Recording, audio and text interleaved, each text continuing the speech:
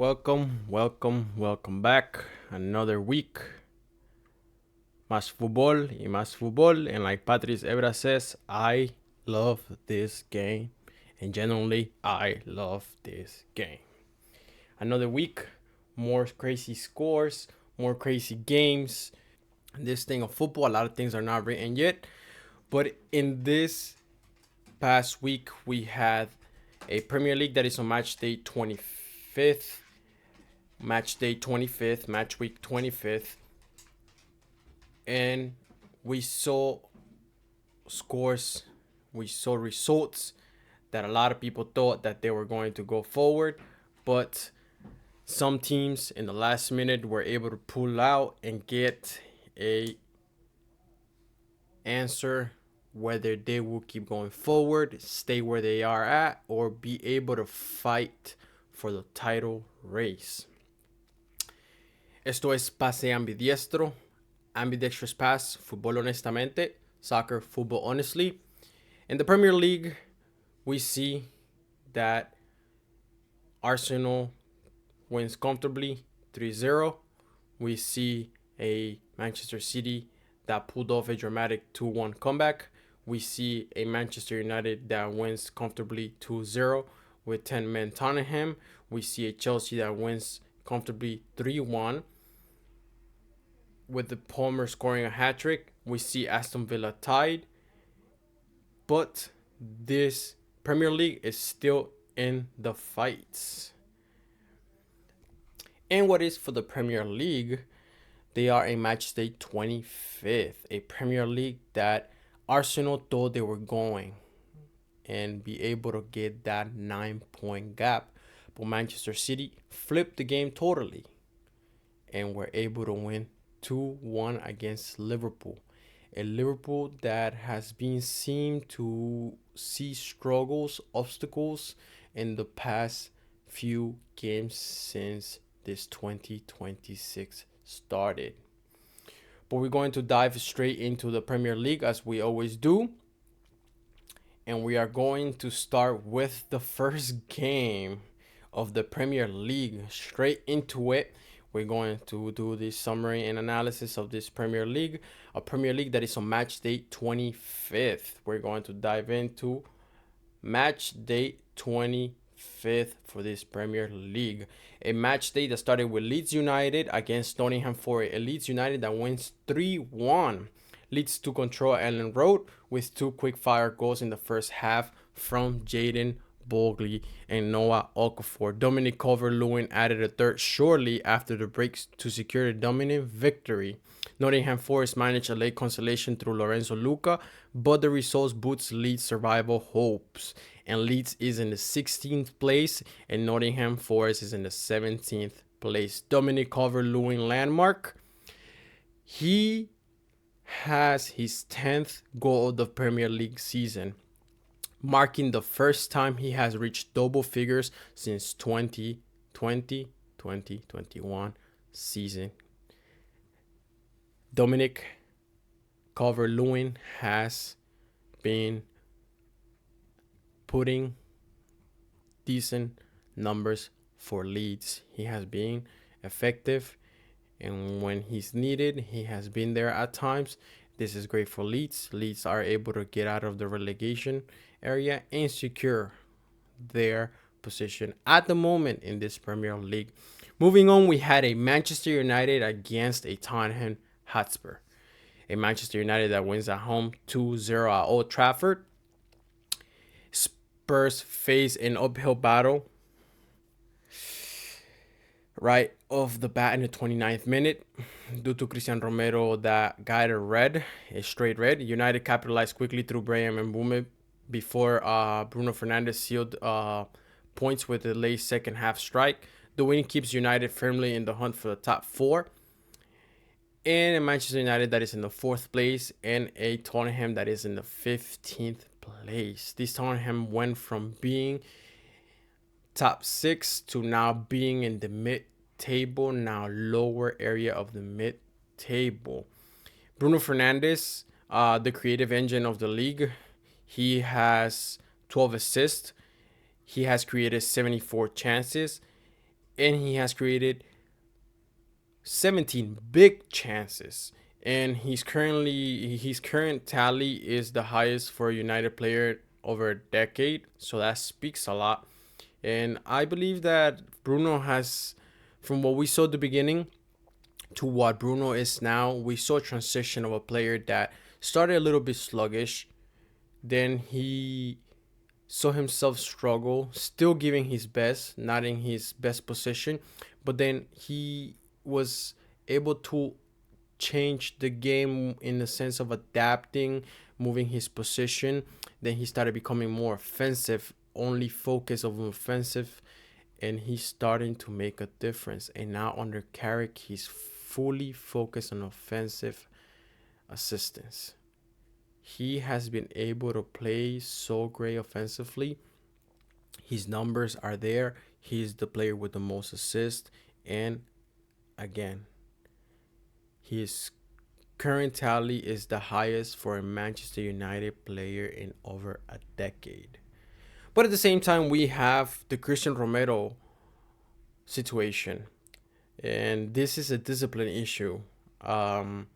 Christian Romero has received his 10th card of the season alongside straight red, as we know in this game, and against Manchester United, making him the most red carded player in the league as we speak. And his attitude is right when it comes to playing. You know, he shows no fear and he is willing to challenge. But again, players like him have to know when to keep a cool. Getting red cards against major competitors always speaks for itself. He has gotten red cards against the big teams in this Premier League, a Manchester City, a Liverpool, Manchester United, Chelsea, Arsenal. You are competing, and it's understandable that you want to challenge and you are willing to challenge to let the opponent know that you are there. It's understandable. But you lose your cool. And when you lose your cool, you will pay in one way or the other. You will be punished. And at the moment, Cuti Romero, you are a great defender. You have what it takes to play defender. You have the attitude. You have the character. You don't show fear. You challenge. But you have to keep your cool. If not, things like this will happen. And when you get a red card against a big opponent, you and your team will end up most likely 100% pay for the mistake. It could be a mistake. It cannot be a mistake. At this point, it's not a mistake anymore. Cuti Romero has been red carded against the big teams. So that statement speaks for itself. Whether he likes it or not, the statistics show that. So when it comes to big games, he is not able to keep his cool down. And that only punishes him and his team. Tottenham, who at the moment are struggling. Yes, maybe this loss and the fact that Tottenham was left with 10 men can give Thomas Frank a little bit of room, but still annoyance to the fans because they lose this game. It's not fully Thomas Frank's fault. Fault goes partly to Romero, but Tottenham fans are getting tired. They are getting tired of the situation. And something has to change for this Tottenham team. The fans are looking for change. They're looking for better results. A Tottenham team that, yes, has a lot of players out due to injury, but some things, according to how the game goes, speak for itself. Moving on, we have an Arsenal against a Sunderland. The league leaders maintained their momentum with a clinical performance at the Emirates after Martin Zubimendi opened the scoring. Substitute Viktor Gyökeres then a second half brace to put the game out of reach for Sunderland, and Arsenal remains 6 points clear at the summit. With this result, Arsenal is in first place and Sunderland is in ninth place. About this Arsenal team, Rice is a great midfielder. No credit taken away from him. But Zubimendi, he has been exceptional for Arsenal lately, getting goals and being fluid with the ball in the middle. This guy maybe does not get the recognition he deserves at the moment because he might not be English and he's from Spain, as we know. And the media, listen, the media is there to do their job. But credit is due where credit is due. Zubimendi has been a man that has been standing up for Arsenal, helping in goals and helping with the fluidity of the ball at his feet, making sure that the team is stable. And Rice, again, no credit taken away from him. Rice has also been contributing in this midfielder. But Zubimendi right now is exceptional. Zubimendi is exceptional at the moment. At the same time, we have Araya, for Arsenal, that remains the front runner on the Golden Glove with 13 clean sheets in 25 appearances. A key reason for Arsenal's 32 goal difference. But Arsenal right now, they felt like they were going to run away, and then Manchester City ends up flipping the game against Liverpool. But moving on, we have a Bournemouth against an Aston Villa, a game that ended 1-1. An Aston Villa that took an early lead through Morgan Rogers. But they weren't able to extend their advantage. Bournemouth grew into the game and found a deserved equalizer via Ryan in the 55th minute. Both sides shared 3 points, leaving Villa third place and Bournemouth in 11th place. Then we have a Burnley against a West Ham. This is the battle of the bottom. We have a Burnley that loses at home against a West Ham that wins 2-0. West Ham secured a vital away win, courtesy of the early goals from Somerville and Castellanos. Burnley struggled to break down the resolute Hammers defense that maintained a rare clean sheet. This result gives West Ham a lifeline in their bid to escape the relegation zone, and Burnley is in the 19th place and West Ham is in the 18th place. January signing, as we know, Valentin Tati Castellanos, he finally opened his Premier League account against Burnley in this game. And a Burnley that is now in a winless run in his 16 consecutive Premier League games. They are now these two teams are the only two teams in the top 4 tiers of the English football without a win since the start of November. Moving on, we have a Fulham against an Everton. A Fulham that loses 2-1 to visitors Everton.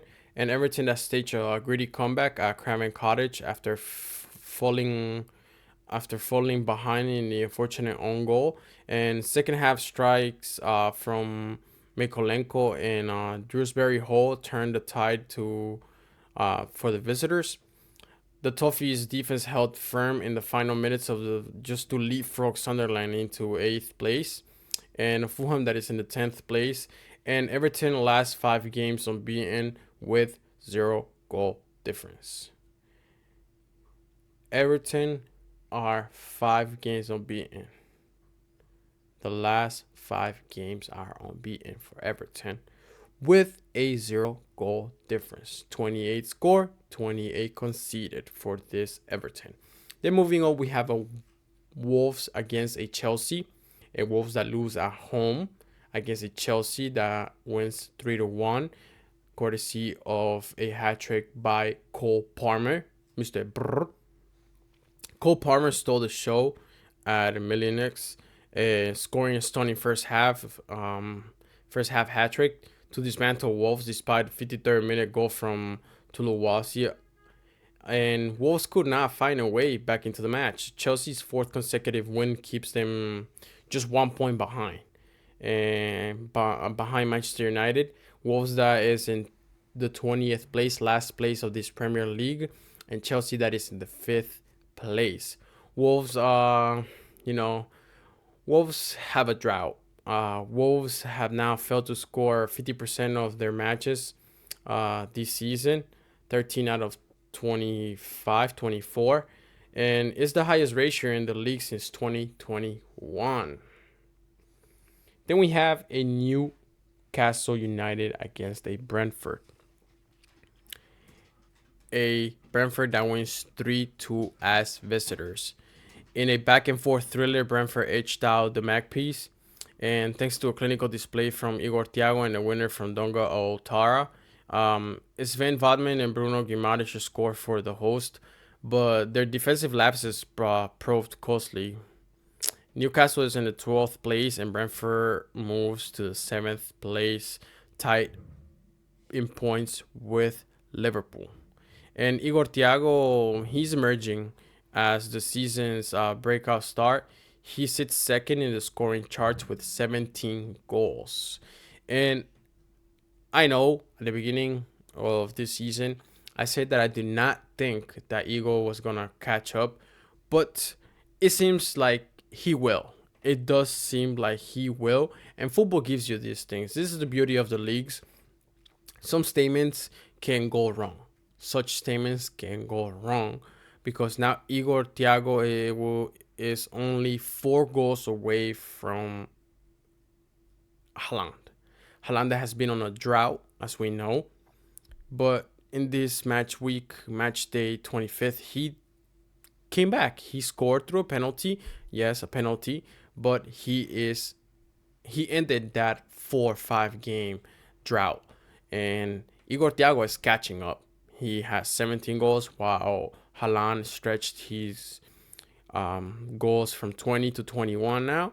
But Igor Thiago is right there, following by 4 goals in 2 games. He can catch up. In 1 game, he can even catch up. Who knows? But this Igor Thiago is being effective for Brentford. This Igor Thiago has to be able to go to that Brazilian squad for the World Cup. This guy has been a breakout star for Brentford in this Premier League, and Ancelotti has to include him in that Brazil squad for the World Cup this year. But moving on, we have a Brighton against the Crystal Palace, a Brighton that loses at home in the M23 Derby, a Crystal Palace that wins by 1 goal. Crystal Palace took the honors in the M23 Derby with a disciplined defensive performance. A single goal was enough to secure 3 points for the Eagles at the Amex Stadium. The loss sees Brighton drop to 14th as their inconsistent form continues, and Crystal Palace is in the 13th place. And Crystal Palace end up the grueling 9-match winless streak in the Premier League with this gritty 1-0 victory. Crystal Palace was not able to see a win in 9 matches, but now in a derby where emotions take a lot, they are able to get a 1-0 win to just cut that 9-match winless streak. Moving on to the last game of this Premier League. A Liverpool against a Manchester City. A game that ended 2-1, but a lot of us thought that game was going to end 3-1, but we'll get into that. A Liverpool that loses at home against Manchester City 2-1. A Manchester City that completed their first league double over Liverpool since 1937 in a dramatic Anfield encounter after Dominic Szoboszlai put Liverpool ahead with a rocket free kick. All of those that watched this free kick, this guy Szoboszlai has been on fire in the last 3-4 free kicks he has taken for Liverpool. He has a great shot. He has a great execution when it comes from the free kick.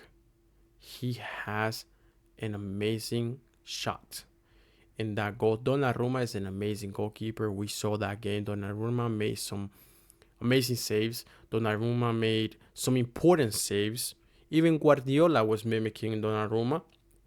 But this goal would have left any goalkeeper just standing. Szoboszlai did an execution that we've seen, but we don't see often. Somebody who was really good at this type of executions was players like Ronaldo, like Pirlo. But now in this year, in 2026, we have Szoboszlai, who has a great shot from the free kick spot. Szoboszlai left Donnarumma standing. It was a great execution. This guy has been on fire. He has been doing amazing when it comes from the free kick. And that gives Liverpool such a threat when it comes to the free kick. But we have a Bernardo Silva that equalized before Erling Haaland converted in the 93rd minute through a penalty. And then the win keeps City within 6 points from Arsenal, a Liverpool that is in the 6th place, and a Manchester City that is in 2nd place. But we have an Erling Haaland that solidified his lead for the Golden Boot with a penalty at Anfield, reaching 21 goals for the season. He also leads the league with big chances missed, 20. Highlighting the sheer volume of opportunities City creates. City is one of the teams that creates the most opportunities in this Premier League. Haaland has 21 goals, but he has missed 20 big opportunities, big chances. So in reality, if this Haaland was able to score all those, he would have had at the moment 41 goals. At that point, yes, he would be uncatchable. He would be untouchable with the Golden Boot. But at the moment, he still has 4 goals on top of the 2nd place, Igor Thiago, a Brazilian that has been doing amazing.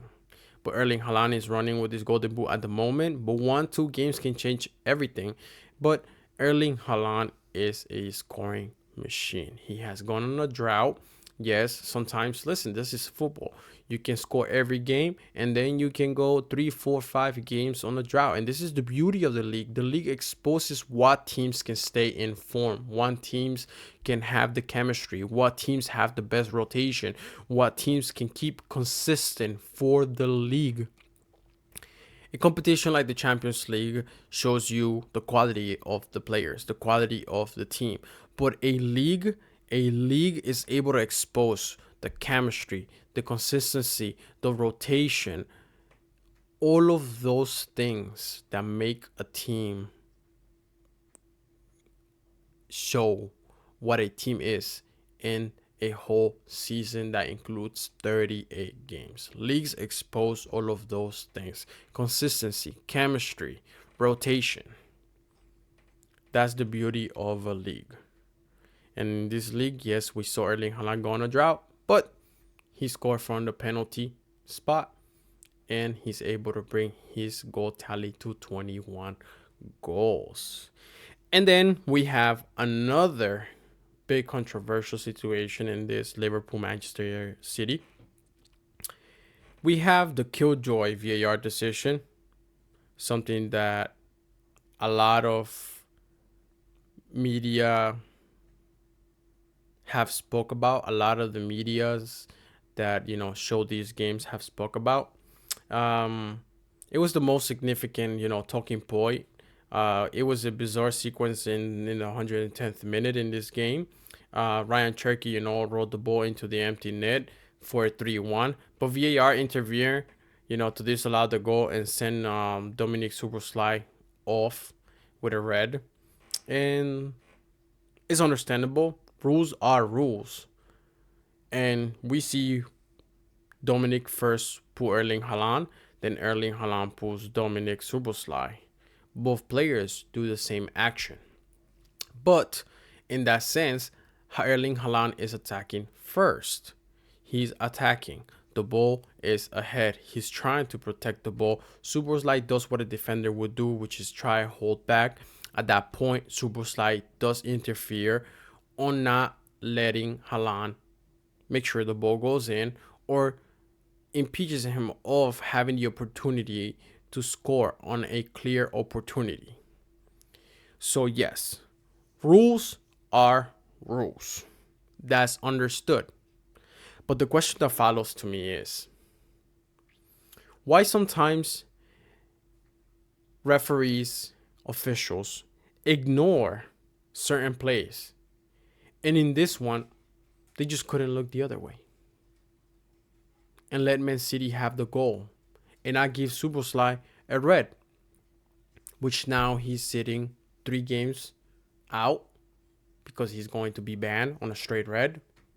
In all honesty, I believe the Premier League referees, officials, they are very, very inconsistent. Judgment will always follow. It's a professional sport. They're professional referees. These are professional players. But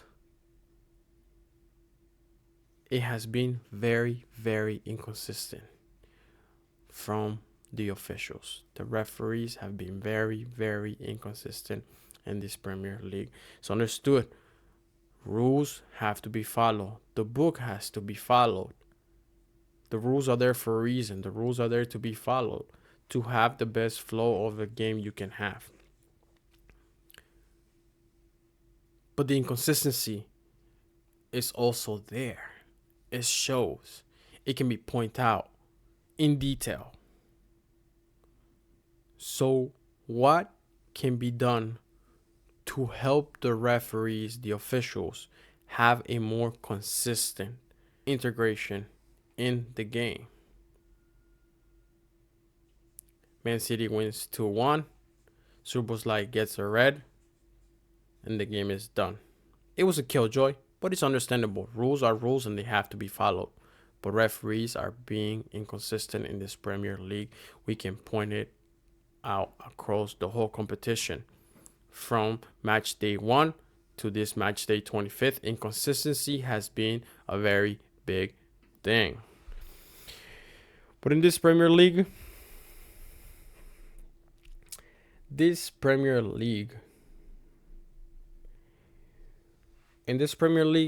that we see on match day 25, the Premier League season, we saw Arsenal maintain, the grip in the first place with a dominant 3-0 victory on the Sunderland, powered by a brace from Gyökeres. And then we had the headline, of course, clash that occurred at Anfield, where Manchester City pulled a dramatic 2-1 comeback against Liverpool thanks to a 93rd minute penalty from Erling Haaland. And Manchester United also made a statement in the top 4 race, defeating 10-man Tottenham, 2-0 at Old Trafford with goals from Brian Mbeumo and Bruno Fernandes. Meanwhile, Chelsea secured a convincing 3-1 win over Wolves, highlighted by, a clinical first half hat-trick of Cole Palmer. And these results leave the Gunners 6 points clear, City at summit, while the battle for the Champions League spot continues, to intensify between Aston Villa, United, and Chelsea. So we see that Arsenal goes 6 points clear, steady.